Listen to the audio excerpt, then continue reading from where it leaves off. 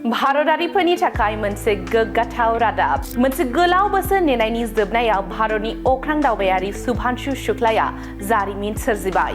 भारतारि अख्रांमा दावबायारि शुभांशु शुक्ला आरो बिथांनि गुबुन साथाम लोगोफोरा अख्रांमानिफ्राय बुहुमसिम जाफुंसारै आगान होफैबाय।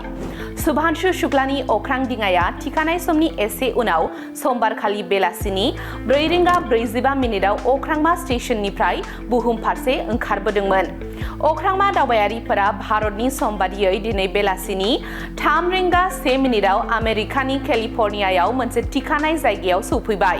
रायखांनो गोनांदि थांनाय 25 जुनखालि शुभांशु शुक्ला आरो बिथांनि हानजाया स्पेस एक्सनि ड्रेगन केप्सुलनि गेजेरजों अख्रांमायाव थानाय इन्टारनेशनेल स्पेस स्टेशनाव बिरलांदोंमोन। 14 साननि थाखाय बिथांमोनहा अख्रांमायाव थानाय इन्टारनेशनेल स्पेस स्टेशनसिम थांदोंमोनब्लाबो 18 साननि उनाव समबाराव बुहुमसिम दावबायनायखौ जागायदोंमोन।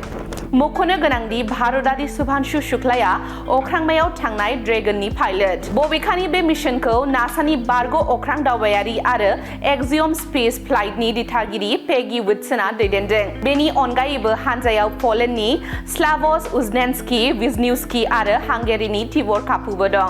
इंराजि 1984 मायथाइयाव भारतनि गिबिसिन अख्रांमा दावबायारि राकेश शर्माया अख्रां दावबायनायनिफ्राय 41 बोसोरनि उनाव भारतनि अख्रां दावबायारि शुभांशु शुक्लाया अख्रांमायाव बिजिरसंनो दावबायनाया जारिमिन सोरजिजाबाय।